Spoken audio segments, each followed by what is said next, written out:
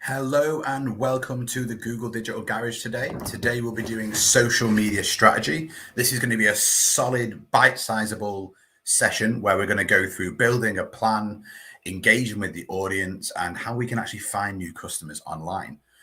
So we're going to break this down. It's going to be simple to understand, but more importantly, to make every single person here understand this, please ask questions. There's going to be 3 points in today's session where there's going to be a space dedicated to you to ask questions. So please do ask a question at these points.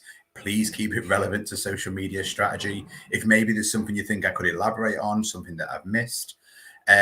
Last of all, just from your point of view, do feel free to introduce yourself, introduce your business, introduce yourself, and give us a bit of context about what your business is. And hopefully, if enough people do it, I'll try and pull different examples from your business type into the social media strategy so that you can start to get maybe real life ideas, some context of today's session. And then last of all, thank you very much, Sarah, who today is moderating today's session. I've had the pleasure of working face-to-face with Sarah for a few years before this madness. And she's going to be moderating today's session. So please do say hi, do get involved. And last of all, at the top of the screen, approximately here, you're going to see the refresh button. If you have any issues with sound, video, or sound or audio or video, sorry, please do hit that button and it should resync and sort that problem out. My name is Joseph Keller-Muldoon. I've been working on this project now for approximately 5 years. Love a bit of social media strategy. I run my own mini agency, sort of developing websites and social media campaigns. So I'm hoping that this is going to give you some internal insights to maybe jump you a few steps forward. But otherwise, I want to kick into today's session. So let's do it. So how is today going to be broken down? It's going to be broken down into 3 bite-sizable chunks. The first one is using social media to help grow a business. So how are we going to do that? Why would we do that? The second one is build a social media strategy. So the actual building blocks of how we can actually do this. And the last one is learning some hints and tips around some of the tools, why you would choose certain platforms over other platforms. So before we kick into today's session, one of the amazing things that we've opened up to the big bad world, particularly the UK, unfortunately for all of our overseas visitors on our digital platform, we have got an option for one-to-one mentoring. So this is a totally free online platform where you can go to g.co/UK mentoring. And here you should be able to find a link that will give you options for social media, discover yourself and improve your visibility online, and loads of other options where you can tick a box and essentially you'll get matched up with an expert in that field from the Google Digital Garage, and you'll have an hour of time dedicated to you. Please, if you're going to do this for, say, social media, build some time before you do this time. So spend some time getting up to a problem, spend some time getting up to something that's maybe more complex. So you're investing this time more efficiently rather than doing the stuff that you could do by yourself or using YouTube. So have a look, g.co/UK mentoring. So first of all, I was going to say a learning management system called Teachler. Just out of curiosity, is that Teachler learning management system, is it like a VLE, a little bit like Moodle or Frogger and stuff like that, just so I can get full context? MailChimp, Fussels, I am a comms officer. Right, cool. I might use some of these examples. Thank you very much for introducing yourselves. So the first thing we're going to go across is how can social media help grow a business?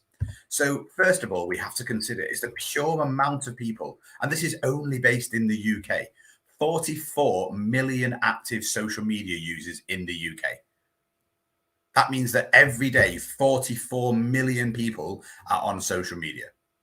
Out of those 44 million people, as an average, 1 hour 54 is spent on any device on social media. So this could be YouTube, Facebook, Twitter, TikTok, Instagram, other platforms that can be used. Again, this is the amount of time that is just on social, which means if you put these two things together, let's just round up this 1 hour 54 and times it, say, by 2. That means that every day, 88 million hours are burnt on social media. So what does this mean for your customers? What does it mean for live on your social media? It means if you're not already investing some time into this, you're potentially missing out on 88 million hours minus the 6 minutes of time, which means if you're missing out on this, imagine what could happen if you didn't miss out on this.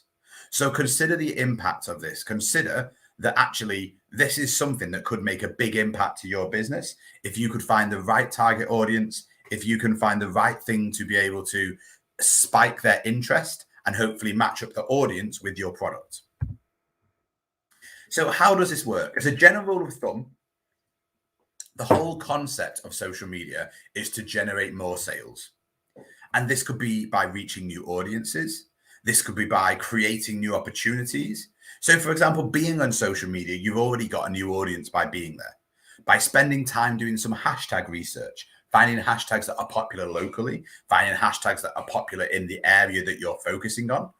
All of a sudden, this alone can reach you to other people that wouldn't have found you before. As someone starts to follow you, you start to build a relationship, you start to build this network. And then all of a sudden, they're getting the post because they follow your business and their friends potentially.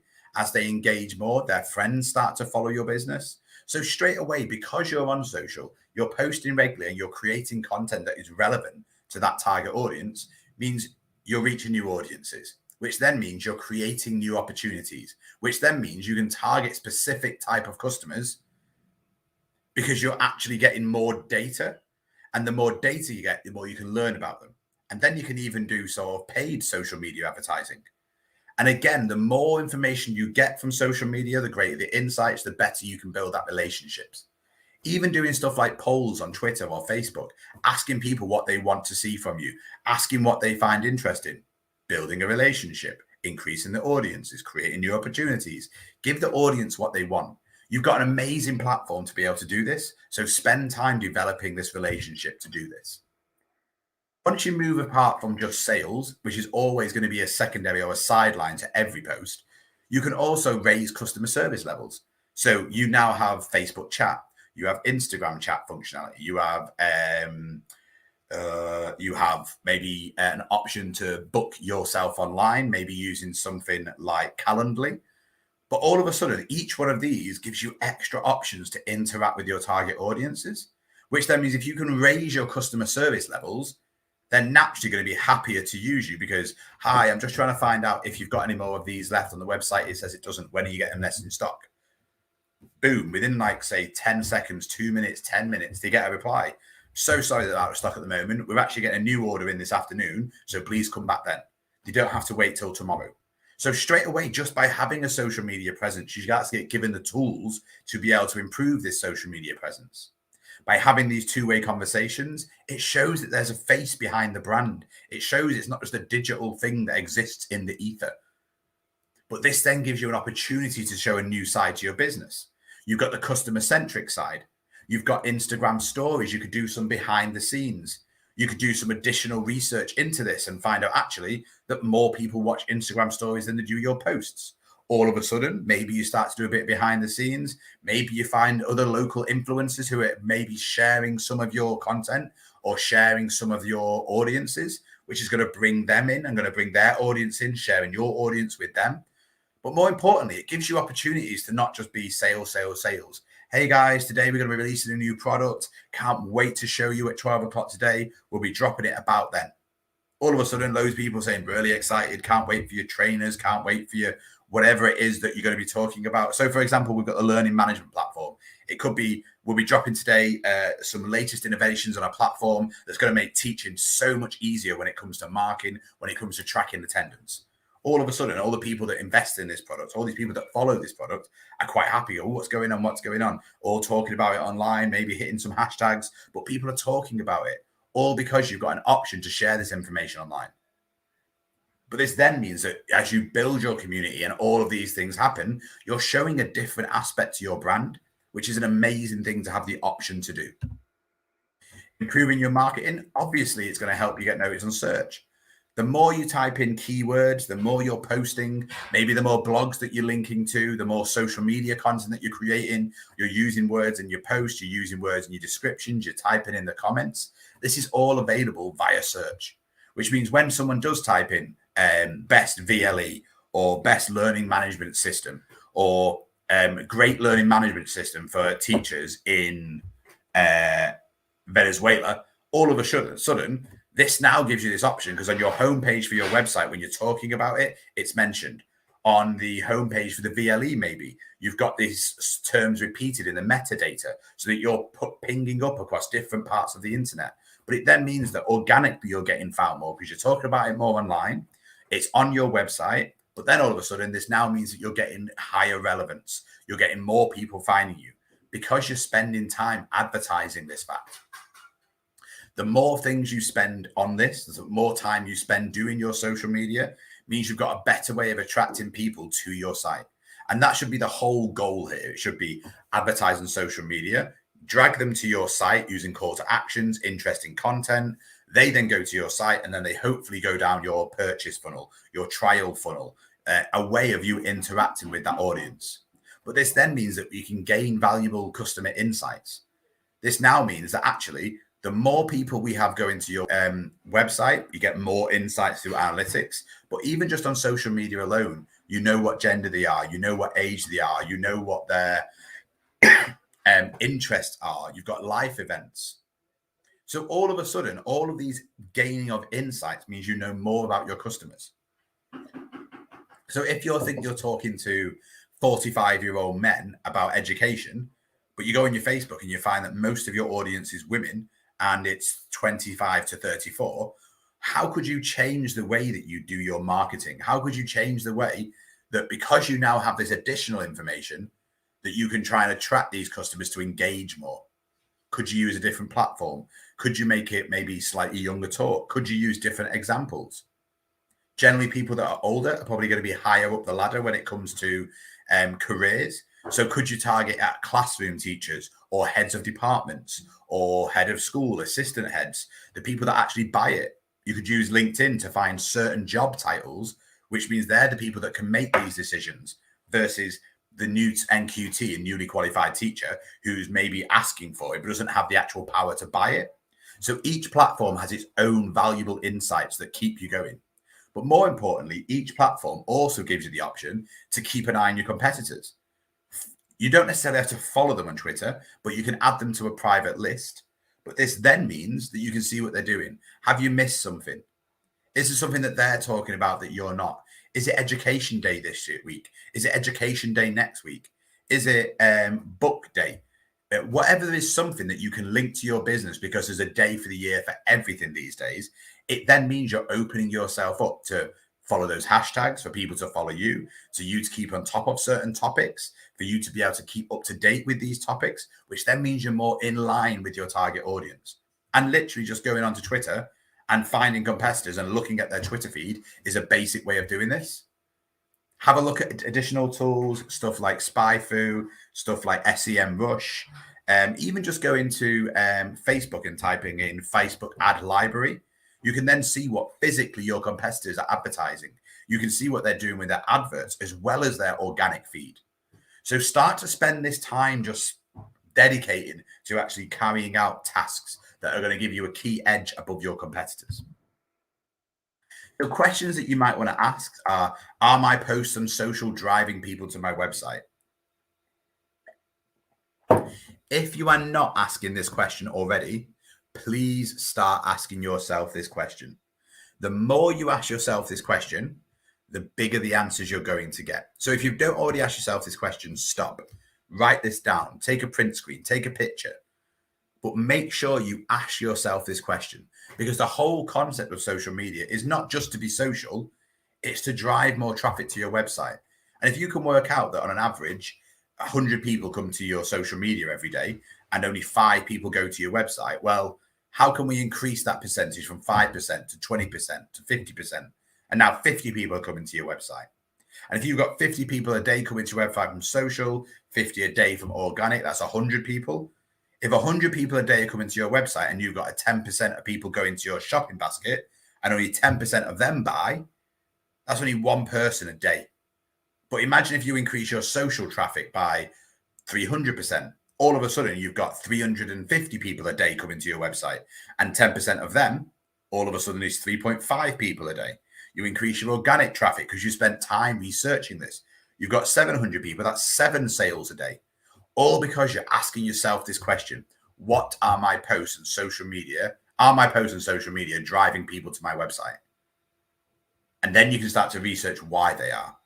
What updates should I post? So look at your posts. What get the most engagement? What gets the most comment? What gets the most amount of people going through to your website from them? If you're not sure, when you do paid advertising, you can even add a Facebook pixel, which lets you track the individual posts from source to analytics. But on organic, it could just be that you look at the individual posts, you look at the individual engagement, and you start to work out which ones are doing best. Do more posts like that. Develop, evolve the other posts that aren't doing so well. Look at the times that people are engaging. You might find, and this is often happens on different platforms, that different platforms give you different times that people engage. It might be that you've got a younger following on Pinterest or Instagram. They might go on at 6, but you've got an older following of maybe mothers, fathers who have got 1 or 2 kids who go on after they're in bed at 8:30. So, for example, once we had Mumsnet, they came into the Google Digital Garage in Manchester. And I remember the lady saying, like, when should I post? I was like, well, look at your insights. She's like, well, I think we should post at 7:30. That's the best time to post. I was like, based on what? Well, that's when my kids go to bed. I was like, all right. Gut instinct. You're allowed to have it. You're allowed to utilize it, but prove that knowledge.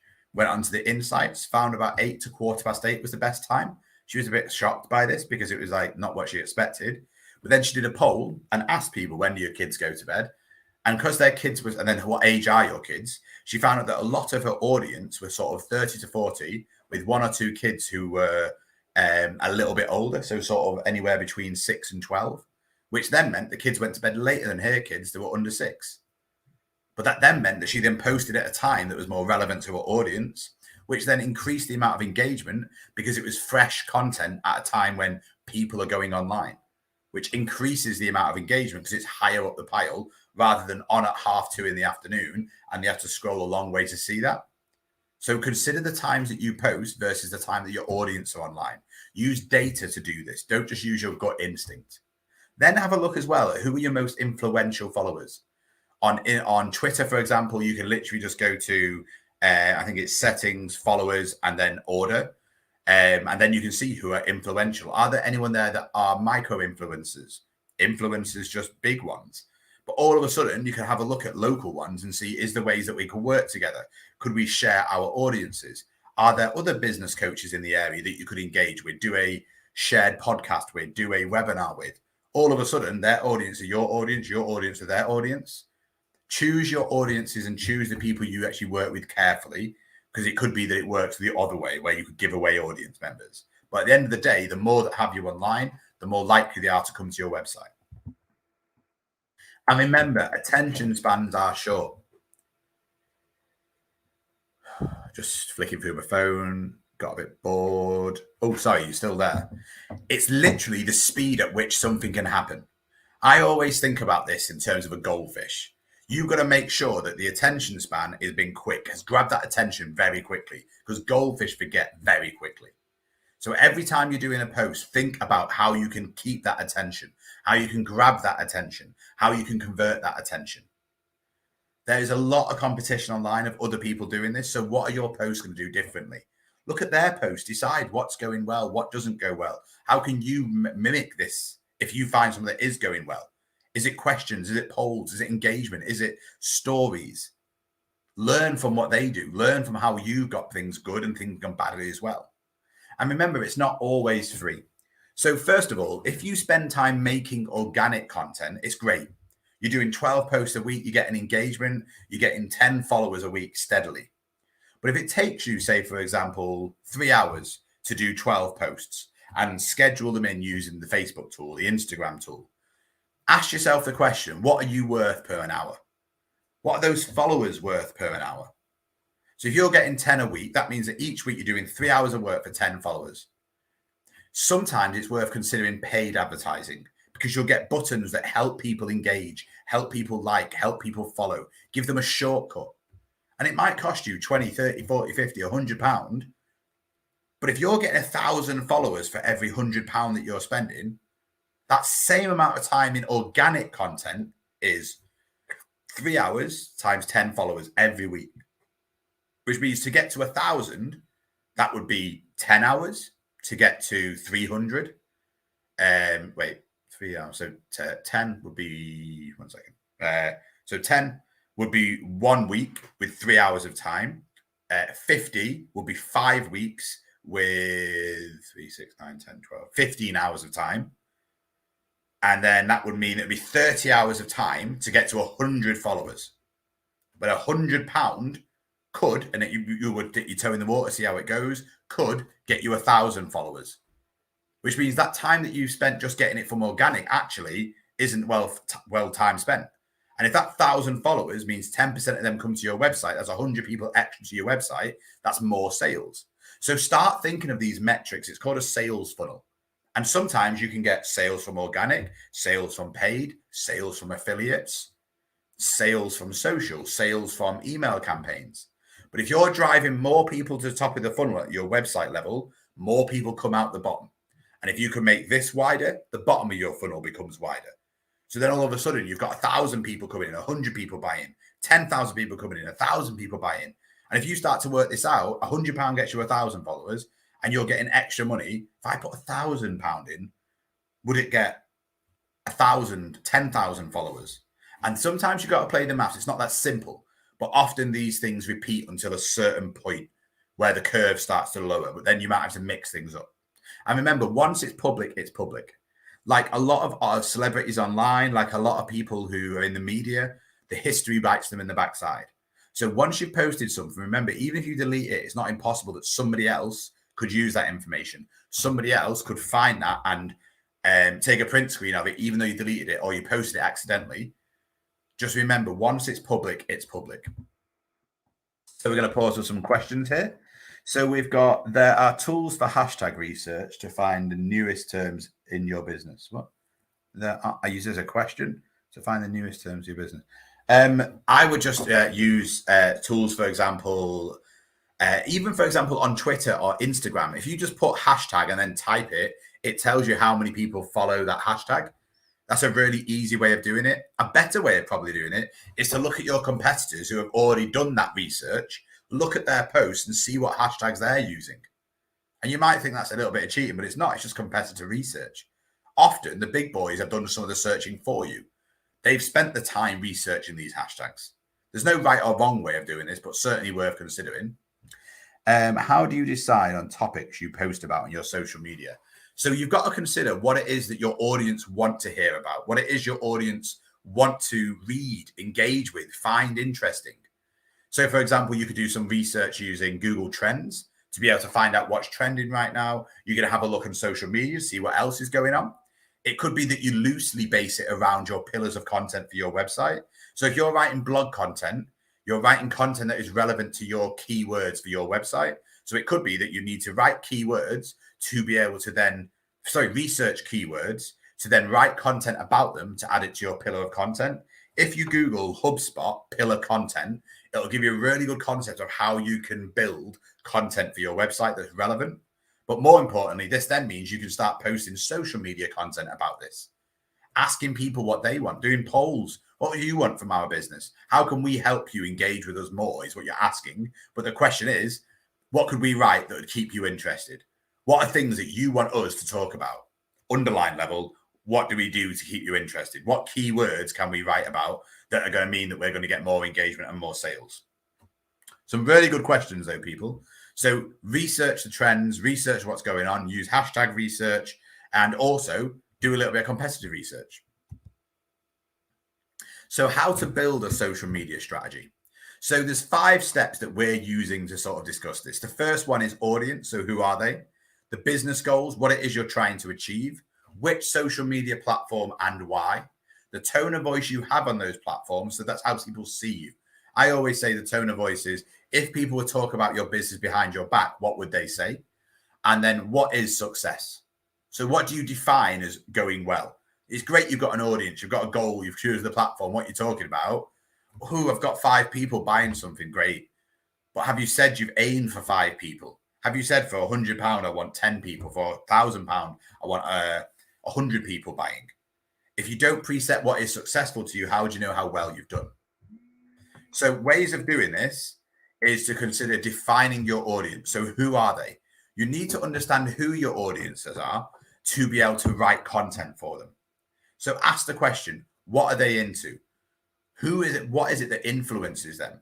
So if you've got a younger generation of business people, if you've got a younger generation of people that are interested in sports, can you find a way of piggybacking, of using that knowledge to engage with them more?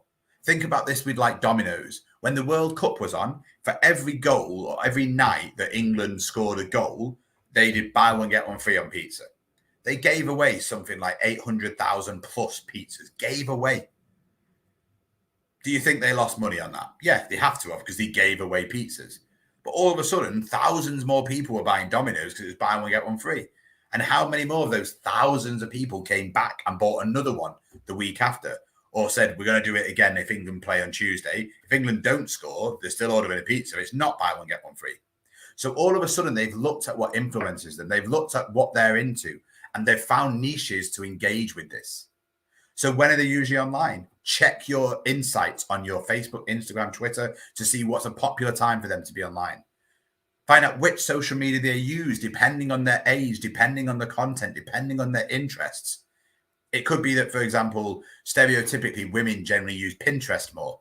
So do you do a slightly different campaign that's more verbally, tone of voice, content that is more targeted at women, with women's issues that you can resolve, with women's problems that you have the solution to, versus if you went on to say Facebook or Instagram, which is a bit more mixed. Do you do different messages on them? Someone that puts the same message, the same content out on all platforms, it's better than no content. But by doing the research, you should be able to find which demographic is on which one. And then you should be able to target that content far more directly, which means then you're going to get, hopefully, a better emotional response. And that's why you need to know who they are. You need to know what they're into. You need to know who or what influences them, businesses, individuals. Then you can find out why they get into these. If you know when they're online and which social media platform, now you can target these with different messages, with different content, which then means hopefully you'll get different levels of engagement on each one because you spent time doing that. So how can you define your audience? Speak to real people, understand their needs and interests. Could you do a social media post? Next week on Tuesday, we're going to do a little webinar where we're going to ask some questions to our lovely audience, our lovely customers, our friends, our family, however you're going to word it, so that we can give you a better service. Anyone that turns up gets a free goodie box. All of a sudden, the goodie box costs you £6 wholesale or whatever you're going to do, or discount off the next time they use your company. But all of a sudden, you've talked to real people. You've learned that real people's opinions. Now use that information to push forward and drive. Identify groups and segments that can be most attracted to your business. So if you've got 100 people coming on this thing, ask the question, what's your age? What's your demographic? Are you single? Are you married? What level of work are you at? What's the nearest job description to your job at work? What's the average income between brackets if you want to go deep? But remember, that might perturb people. But all of a sudden, all of this information means the more information you've got, the better your individual thought processes, the better your plans can be, because data is king. The most expensive thing, even though it's ridiculously expensive right now, isn't petrol, isn't diesel, isn't gold, is data. Petrol can be used once, and maybe you could argue some other process with the fumes. But data can be used time and time again, because that data can feed one answer. That data can feed another answer. That data can help you in 2 weeks, in 3 weeks, in 4 weeks. You could follow up that lead in 10 weeks.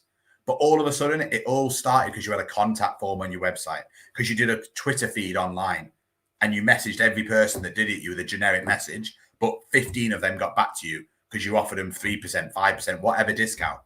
But all of a sudden, you've now got enough data to start segmenting, to make groups, to hyper target some of these groups, add them to distribution lists. Build an online survey for customers to complete. So there's nothing better than direct feedback from your customers. So if you've just finished a service session that you've given them, say a lawyer or a contractor, a website developer, a marketer, when you've finished the full thing with them, they've paid you, ask them the question, What do you think of my service? Do you think my communication was 1 to 5, 5 being amazing, 1 being poor? What do you think of the process it took for us to get there? Ask a few questions with open-ended questions. Ask a question or two where they can write an answer or two. Ask some closed questions. Did you enjoy our service? If no, explain why. And you can have logic diagrams in your questionnaire. But when you've finished, you've got statistics. 100% of people say that they think the service has improved their business in the first month because of what we've taught them, because of what we've developed. This can now be put on your website. This can now be used to inform you of different things. If only 50% of people say that they think it affects their business, ask the other 50%, why doesn't it affect their business? Do they understand the question? Have they used this information correctly? Now, next month, 70%, the month after, 90%, because you've refined your message, you've refined your lessons, you've refined your tone. But now, 90% of my current clients say that this has directly impacted on their sales. 80% of people say that they really enjoy these sessions. 100% of people would book another session with myself. All of a sudden, these are selling points for your website, data-driven information for your website, data-driven information for your business, which means all of a sudden you're getting a better understanding of who your audiences are. And this survey could have demographic information in it as well. So you're bringing it all back to data. Find your insight, your platform, depending which one has different insights. So you can see Facebook here for insights. You can see what people are talking about, what gender they are, what age they are. So then you can dig into this. You can see how many people have engaged with your tweets. You can see peaks and troughs. Could it be that you schedule a few posts at the weekend? See if you can get rid of some of those troughs. Could it be that you're getting a lot of replies and retweets and favorites and tweets sent? How could we improve this? What could we do differently? Why is there always a drop on the fourth day in of each week? Is that a Thursday? Right. What can we do on a Thursday different? Is it a Friday? How could we engage people more on a Friday? What could we do at the weekend? Well, we need to put more time in. We need to engage more on the weekend. But I haven't got time. We don't have enough posts. We haven't got whatever. Okay. Think of a way you could negate that problem. Could you use Hootsuite? Could you use Buffer so that you can do a longer amount of posts at once? So that you can plan for months ahead and maybe you do the up-to-date live posts every now and then with your phone at the location. But more importantly, you've got regular content going out easier. So look at your insights. Define who your customers are.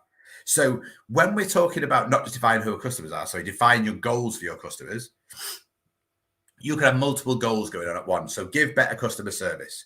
You go to Facebook, you turn on Messenger, you fill in all the auto replies, you fill in a load of questions with answers so that if someone comes on and says, what time are you open? Boom, question comes up. You click on it, boom, there's your answer. 8 till 5, Monday to Friday, and 2 till 6 on a Saturday. The answer's there. They didn't have to wait around for you to respond. What do you do for SMBs, small, medium businesses? This is what we do. We've worked with SMBs. We try and build their knowledge, build whatever. We do this with this process. Here's a link to booking a question or booking a session with myself. Boom. All of a sudden, you're building your customer service. It's a goal. You're spending time developing this, though, and we'll talk about this in a second. Generate more sales. Get more people to your site. Each one of these circumvents each other. Each one of these brings a different person higher up the funnel to hopefully bring them down the funnel. So define your goals clearly. So set one social media goal at a time. So discover the goal. Discover the goal is how to help people. So how it helps your business. So you want people to discover your business. What is the goal and how does it help people at your business? So discovery is the first stage of this. What is it you're trying to do? Define, identify any barriers to this. So what problems could stop them getting there? So you want people to find you on Facebook. What problems could be? They need a Facebook account to see the page. Well, make it public. If you've got a Twitter or Instagram account, is it set to private? Could you make it public so that people don't need to follow you to engage with you? Again, little things that could stop people from engaging with your business. Develop. So list what needs to be achieved for this goal. So if your goal is, some people say, get 1 million followers. That's a ridiculous goal. That could be an overarching goal. But smaller goals could be, we need to do regular content. So that's a goal. We need to increase engagement. Okay, that's another goal. How are you going to do this? What are the barriers to this problem? But then if you've got 4 or 5 smaller goals, as you do each one of those 4 or 5 smaller goals, when you finish those goals, you should maybe have achieved the final goal, the bigger goal. But all of a sudden, because you've got these smaller goals, you're like, boom, I've done that one. Boom, I've done that one. Boom, I've done that one. All of a sudden, this now drives you to keep wanting to do the next one, rather than having one goal and taking 6 months to get there. But this now means that you've achieved these goals. You've spent time developing these goals. If you're not achieving them, make them smaller. Work out how to mitigate issues that you are having so that you can achieve these. So I'm not getting enough followers because I'm not doing enough content. What do I need to do? Well, I'm going to double the amount of content that I do. What are the problems? Well, I've not got time to do that because I've only got 3 hours a week. Okay, what could we do with this? Canva. Well, it's not free. Well, no, it's £10 a month. But if it saves you an hour and a half a week, now you've got enough time to do this because you've got templates, you've got good content. But you've worked out a way around a problem. You've now got better content. You've got your goals. Your goals are getting hit, the smaller ones, which should get you quicker to your overall goal.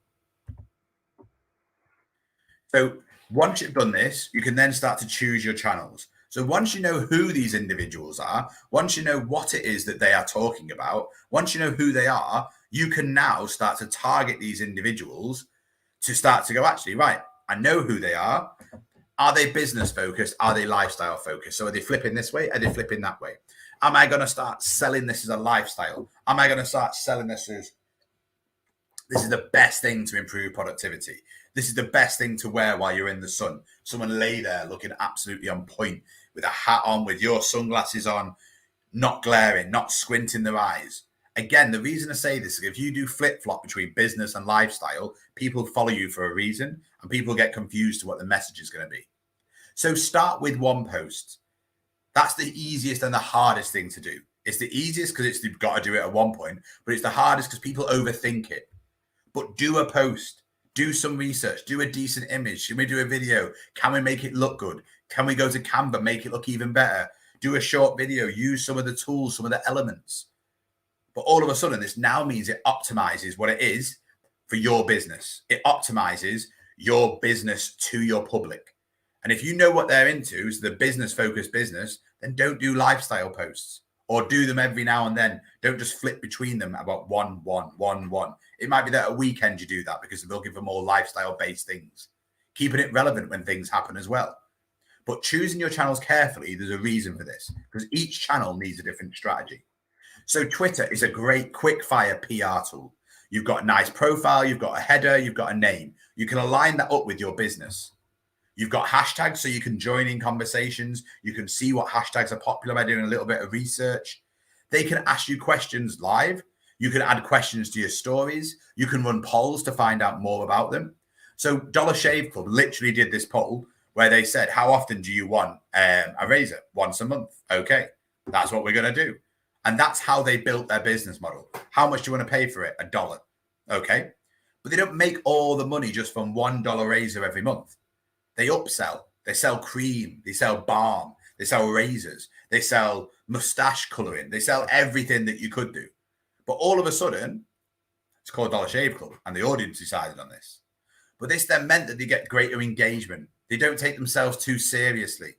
Have a look at the Dollar Shave Club adverts. They're amazing.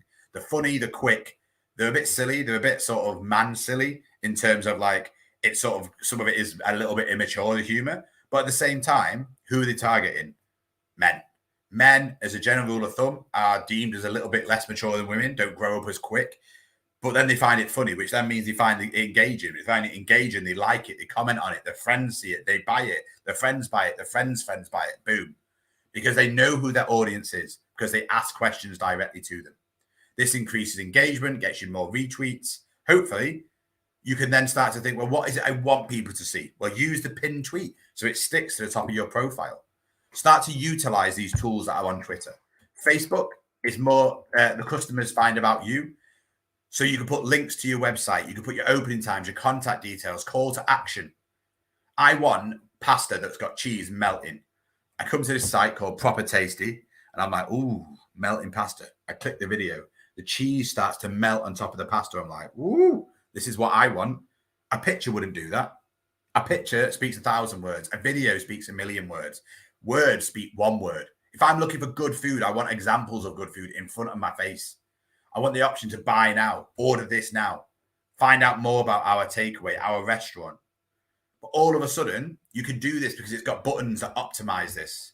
Where on Instagram and Twitter, it then means on them, you might have the option to go to your profile, but it's not built into some of your things. You don't have buttons saying menu, buttons saying contact us now.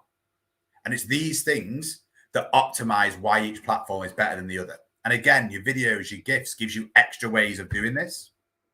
Instagram, high on the hashtags. They've got Instagram stories. Instagram stories are far more engaged with than the content. So are you posting stories? No. Yes. Are you doing live stories? Are you doing categorized stories? So you start to see what your audience actually want. Clothes, tops, trainers. They can click through these different ones with links to the relevant thing. All of a sudden, you've got to consider that each platform does something differently. If it's not working once and it's not working in a week, it's not working in 2 weeks, don't just do the same thing and expect different results. Follow influencers and brands and people you find interesting. Now research what other people do. Research what your actual competitors have got following them. Research what people are talking about. Research their comments. All of a sudden, this now means you can create better content for the people who you want to follow you through video and imagery. All of a sudden, it means it's engaging, it's interesting, it's eye-catching, it's consistent. Like this brand has got consistent colors, has got consistent, crisp images. They don't just flip-flop to a business image, flip-flop to a bad image, flip-flop to a luminous green image. Start to think about how this can be done on different platforms. LinkedIn, about recruitment, more about jobs.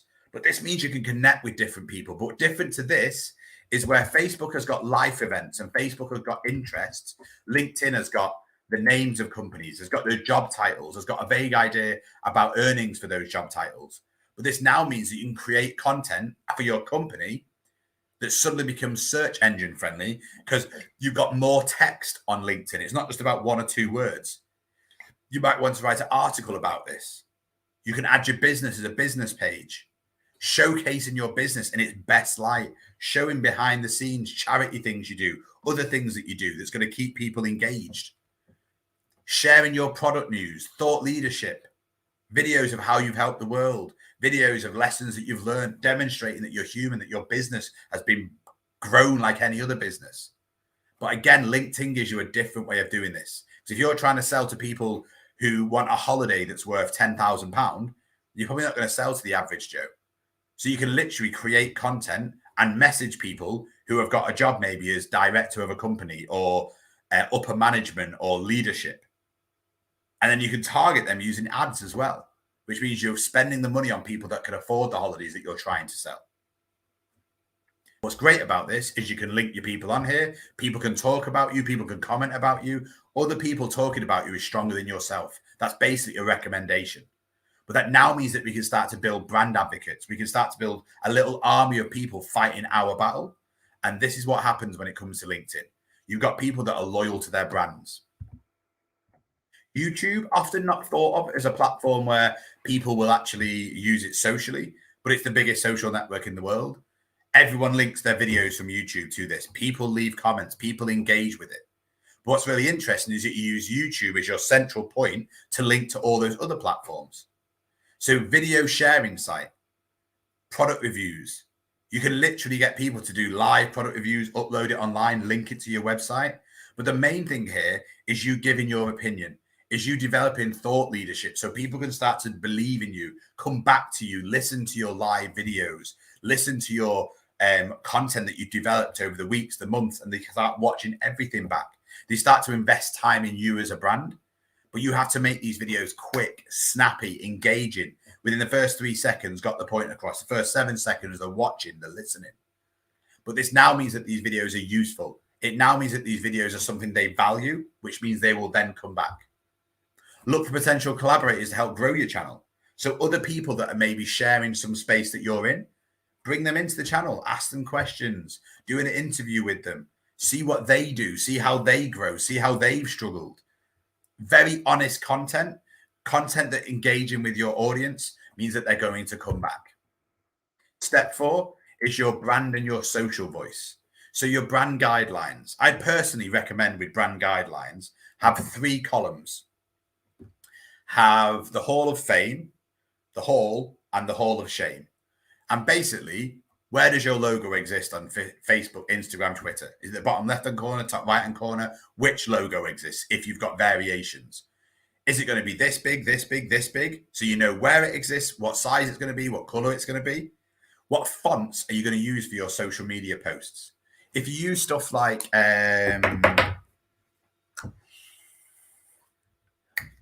it's gone from my brain. If you use stuff like software that basically helps you do this, so Canva, for example, you can make templates for your post with the right text, with the right logo positioning, with the right size of the logo, which means this can be skipped.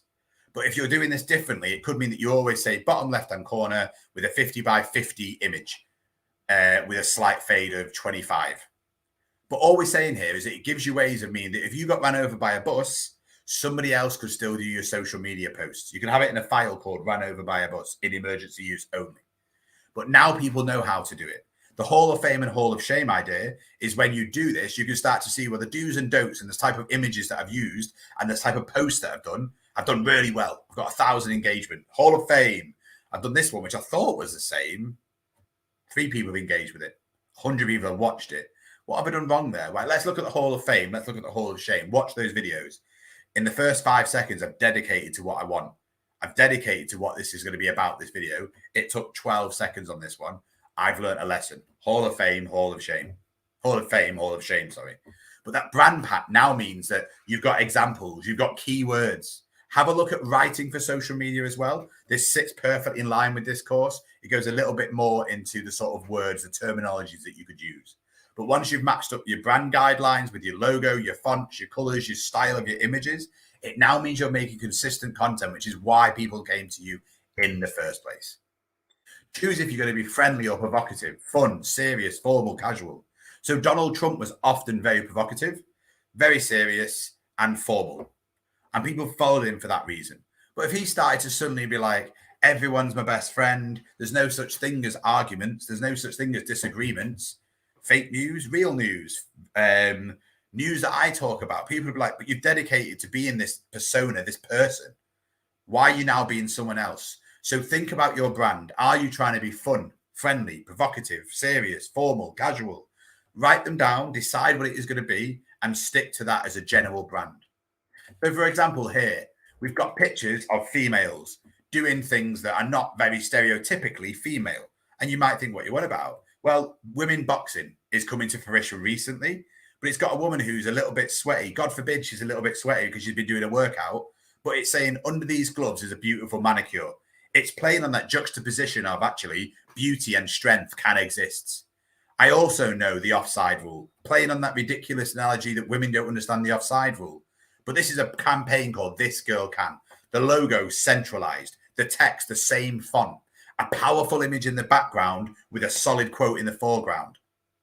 Across each one of these means that people start to get the impact from this. People start to see how this is a positive brand, backing women for what they're worth, giving them exactly what women want to go, you know what? Stereotypes, what stereotypes? I am who I want to be. Powerful images, powerful messages, logos consistent, messaging consistent, giving a consistent message to the consumer. If they suddenly did another one that was like women, nails always break, so you can't go in there, people would be like, what are you on about? I followed you because I love what you do. And now you flip into the other side and you're being a bit controversial. You're being a bit ridiculous. You're being a bit stereotyped. You're being a bit misogynist. Unfollow. So think of the impact that would happen if you started doing this. And step 5 is defining your success. So what percentage of sales do you want to increase? What percentage of traffic do you want to go up? Have you got influencers? So by the end of the month, I want to increase traffic by 20% across the whole website. Okay, brilliant.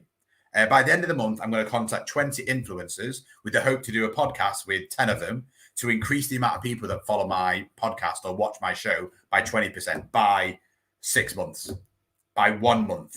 Do smaller goals and longer goals. But this now means that you can start to see what it is these things that you're doing have impacted on. By having a phone number, by having these messages, responding to messages in a short amount of time, get the app on your phone. star ratings. Every time you sell something, have in the response email, please leave a review if you enjoy our product. After 2 weeks, get an automatic email set up that emails them saying, I hope you really enjoyed our product. If you have, please leave us a review. Here's a link. Boom, Google review done automatically for you. Increase brand awareness. So you're getting more people to see you online on Facebook because you've spent more time developing content that is relevant to your target audience because you finally spent the time developing that target audience. So all of these steps means that you can then reach more people. Just consider paying, because the more reach of your audience, the more return you've got from them. The importance across all platforms means don't just rely on Facebook or Instagram. Go to analytics and compare them. Google Analytics will tell you which sites drive the traffic, and then you can do different strategies on each one. Especially if your goal is more sales and growth. Sales come from getting more people at the top of the funnel. And sometimes paying that little bit of money up front could accelerate the amount of followers, accelerate the amount of engagements, accelerate the amount of people that come to your website, giving you more data, accelerating your knowledge to accelerate that pace, to bring them all together, to accelerate quicker than ever before because you have paid. So just consider what's your time worth, what's the cost of the investment, and what's the return of the investment. So bringing it all together, understand your audience, build individual business goals, choose a platform you want to achieve this on, match your tone of voice, Hall of Fame, the Hall of Shame. What is success to you? Percentages, amount of followers, timescales. Make it a smart goal. So we're just going to have a quick look at some questions. We've not got a lot of time left, but that doesn't mean I can't answer them. How do you know if your audience wants content about lifestyle, business, or other? So it's more about how you present your content. So, for example, depending on what your business is, so have you mentioned anything before? Sustainable pet accessories. Cool. So if your audience is sustainable pet accessories, realistically, that's a lifestyle business. People have chosen to have a dog because it's a lifestyle they choose to have. They don't have a dog because it optimizes business sales. It could argue that it optimizes people's well-being, which means more productivity, but lifestyle is what you want to try and do. So you're selling products that are relevant to dog owners. You're selling products that are pet accessories. So what do the problems that your pet accessories answer? So the problem is they want to go further on the lead. So you demonstrate a video of one of those extendable dog cords. The problem is they don't eat when they're out and about, or they can't drink. So you have one of those fold-awayable dog watering bowls that can sit on the floor, that can fold away, put in your bag. So you answer the questions of problems that people want. So for you, it's not more about business or lifestyle. Yours is dedicated to lifestyle. You're selling the lifestyle of a dog and the problems that exist. How do you solve those problems? With well-created content, well-created videos or pictures or products that answer these problems. So tools and best practice. Write down these notes. So what is it you can write content about? So announcement about new products. We're developing a new product, perfect for small dogs. Can't wait to tell you about this. It's going to revolutionize the way that you go for a walk. And everyone's like, what? I've got a small dog. What is it? How is it? When's it coming out? Can you keep me updated? Where can I follow this in a thread? All because you're giving them a little tease. Behind the scenes, we're working today on a new product. We're working today on a new shop. We're working today on the website to improve how it works for you. Can't wait to show you later on at 6 p.m. when we release it. But it's behind the scenes. It's showing that different side. It's showing there's a human side. People actually work on this who aren't just computers, that it's not just a faceless company. Product related, maybe if it's times of year, Christmas, if it's Easter, if it's summer, if it's winter, you're showing products that are related to that time of year, that are related to your target audiences. Engage with people. Don't just write, thanks, great, thumbs up. If someone says, can't wait to see this product, I have a real issue with my dog not being able to go as far as it wants, when's it coming out? Don't just put Tuesday. Great to hear, Michael, that you've asked this, you've got a hold of us in the comments. We're really excited to release this. We'll add you to the waiting list and we'll tell you as soon as it comes out. Thanks very much, Joe, the dog people. All of a sudden, that person's like, wow, they responded to me. Joe Wicks, the body coach, does this. He retweeted one of my posts once about a load of food prepping that I did. I was buzzing. It got loads of engagement. It went to his millions of fans. It got loads of likes. But he wins because it's them showing me doing what he's saying as a loyal customer, as a brand advocate, and him demonstrating it. Why wouldn't you show that? and recurring content. So look, research into times of year. When are you going to post things automatically? At Christmas, at winter, at summer? When do you start posting summer stuff so people can have it by the summer? Experiences worth sharing is what you need to consider. Is you've got loads of people having experiences. Ask your target audiences, what have you got? Examples of my products in the wild. Examples of what something my product done. Well, actually, your water bottle or your water cleaner saved my dog's life when he fell into a well. Here's a video or here's a picture of him afterwards. Good news stories. People talking about your products being reviewed on a dog website. You messaging dog websites saying, would you mind reviewing our products? I'll send one out to you. But now it's in the Manchester Evening News. Now it's in Dogs Are Us. Now it's in the Wildlife book. Now it's in Pets at Home. Advertise this. Experiences and sharing them is what can be done. And it's worth sharing them. Make these graphics. Make them interesting. Make them correct English. Use templates. Have a look at Canva. Have a look at online tools. Google online tools. They might cost, but is your time worth it? Using the graphics sells that image. Don't just take a picture with your phone. Change it to expert mode. Go and get a decent camera. Use a camera that's a decent camera in the back of your phone, not like a second-rate phone. If you've got a business, you can charge it to your business. The better the image and the better the video means the better the viewing is for the actual end user. Use stuff like Grammarly to do grammar checks. Use your word checking on Twitter, Instagram. There's nothing worse than a typo. There's nothing worse than something that doesn't make sense. It makes your business look weak. It makes your business look not ideal. So manage your social media accounts. Use stuff like Hootsuite. Use stuff like Buffer so you can post more content at once, which means you don't have to conform to the rules and the things that are set by the individual websites or individual social media platforms and constraints. So buying these tools means you've got more options. You can post up to 350 plus posts on Hootsuite using a spreadsheet. Just consider the amount of time you could spend on that versus the post. Even if it's just 2 a day that are good, well-built content, and then you do live posts, you do your own posts as well, but it means you've got the option by having those tools. So what are your next steps? Go to g.co/UK mentoring to get yourself a one-to-one UK mentoring session for small businesses or charities. Make sure you spend the time beforehand to optimize the session. If you've not already, please do give us some feedback. Like I recommended to you in your follow-up email, ask for feedback. Email them, message them. Don't let that drop if you can. If they've done something amazing, they've said this is the best product ever, message them back and say, would you mind leaving us a video review so we can advertise this online to all of our customers? We'll give you a cheeky bit of discount or something like that. Either way, go to goo.gul/digital garage feedback. My name's Joe Keller Muldoon. Sarah has been the moderator. They're the names you need to remember if they ask you about it. Otherwise, have a great day. Hopefully you've enjoyed today's session. There's been loads of great questions. Hopefully I'll give you loads of great answers. I will hopefully see you again at the Google Digital Garage. Have a good evening and goodbye. I'm Sarah. Thank you very much for modding like a boss. Bye.